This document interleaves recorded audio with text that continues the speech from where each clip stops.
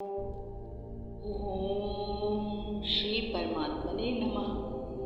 श्रीमद् भगवद गीता का 14वां अध्याय। उसके उपरांत श्री कृष्ण भगवान बोले, हे अर्जुन, ज्ञानों में भी अति उत्तम परम ज्ञान को मैं फिर भी तेरे लिए कहूँगा कि जिसको जानकर सब मुनिजन इस संसार से मुक्त होकर परम सिद्धि को प्राप्त हो गए हैं। हे अर्जुन, इस ज्ञान को आश्रय करके अर्थात धारण करके मेरे स्वरूप को प्राप्त हुए पुरुष सृष्टि के आदि में पुनः उत्पन्न नहीं होते और प्रलय काल में भी व्याकुल नहीं होते हैं, क्योंकि उनकी दृष्टि में मुझ वासुदेव से भिन्न कोई वस्तु है ही नहीं। हे अर्जुन, मेरी महत ब्रह्म रूप प्रकृति अर्थात त्रिगुणमयी माया संपूर्ण भूतों की योनि है, अर्थात गर्भाधान का स्थान है, और मैं उस योनि में चेतन रूप बीज को स्थापन करता हूँ। उस जड़ चेतन के संयोग से सब भूतों की उत्पत्ति होती है। हे अर्जुन, नाना प्रकार की सब योनियों में जितनी मूर्तियाँ अर्थात शरीर उत्पन्न होते हैं, उन सबकी त्रिगुणमयी माया तो गर्भ को धारण करने वाली माता है और मैं बीज को स्थापन करने वाला पिता हूँ। हे अर्जुन, सत्वगुण, रजोगुण और तमोगुण ऐसे यह प्रकृति से उत्पन्न हुए तीनों गुण इस अविनाशी जीवात्मा को शरीर में बांधते हैं। हे निष्पाप, उन तीनों गुणों में प्रकाश करने वाला निर्विकार सत्वगुण तो निर्मल होने के कारण सुख की आसक्ति से और ज्ञान की आसक्ति से अर्थात ज्ञान के अभिमान से बांधता है। हे अर्जुन, राग रूप रजोगुण को कामना और आसक्ति से उत्पन्न हुआ जान, वह इस जीवात्मा को कर्मों की और उनके फल की आसक्ति से बांधता है। और हे अर्जुन, सर्व देहाभिमानियों के मोहने वाले तमोगुण को अज्ञान से ही उत्पन्न हुआ जान, और वह इस जीवात्मा को प्रमाद, आलस्य और निद्रा के द्वारा बांधता है। क्योंकि हे अर्जुन, सत्वगुण सुख में लगता है और रजोगुण कर्म में लगाता है तथा तमोगुण तो ज्ञान को आच्छादन करके अर्थात ढक के प्रमाद में लगाता है। और हे अर्जुन, रजोगुण और तमोगुण को दबाकर सत्वगुण होता है अर्थात बढ़ता है, और रजोगुण और सत्वगुण को दबाकर तमोगुण बढ़ता है। वैसे ही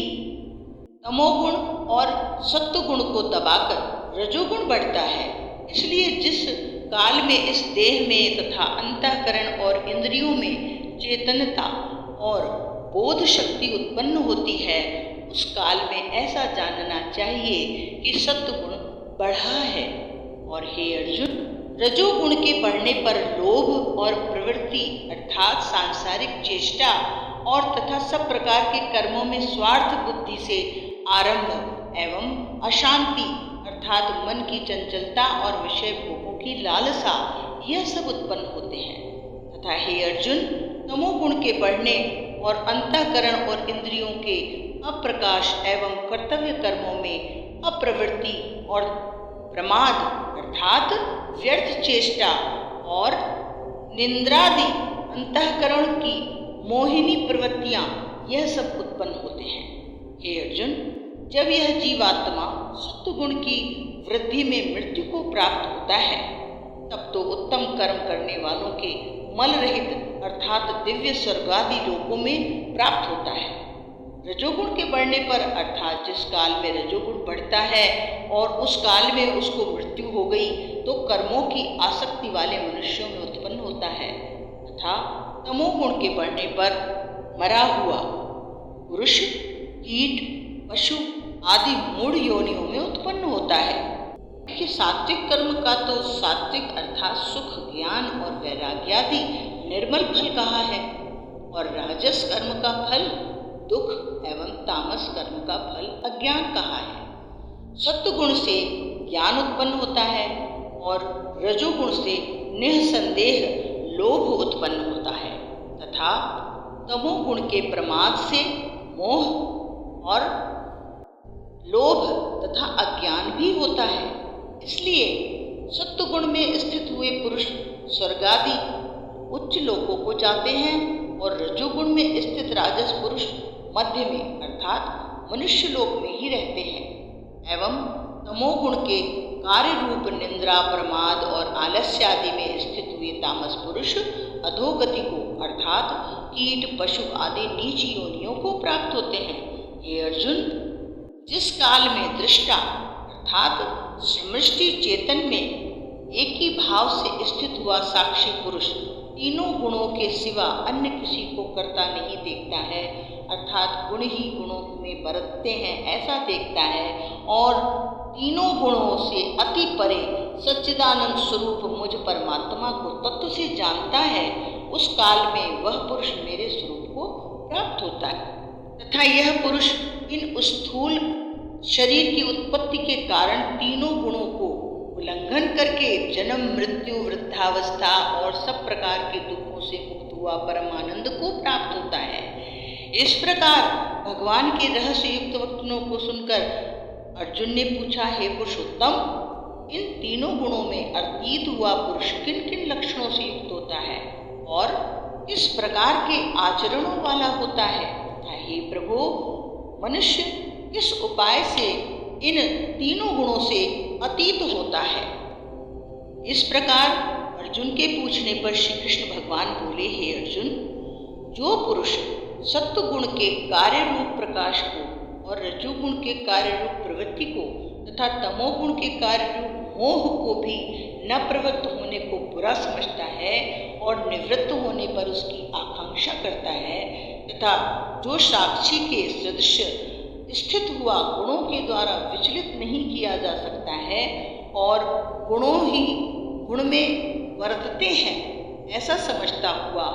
जो सच्चिदानंद घन परमात्मा में एक ही भाव से स्थित रहता है एवं उस स्थिति से चलायमान नहीं होता है, जो निरंतर आत्मभाव में स्थित हुआ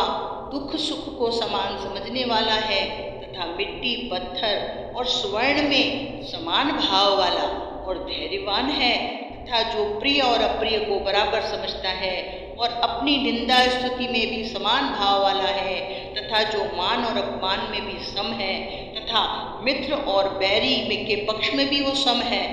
वह संपूर्ण आरंभों के कर्तापन के अभिमान से रहित हुआ पुरुष गुणातीत कहा जाता है। और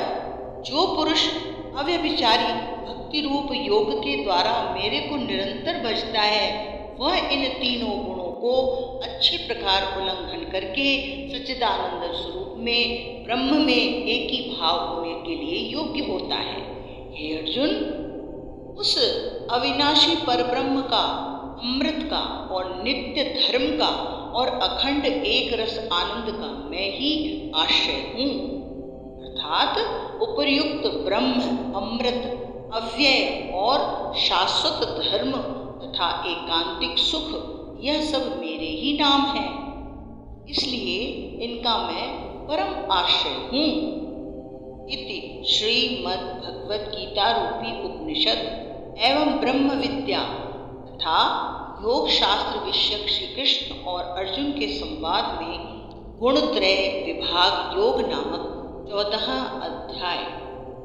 ओम तत्सत।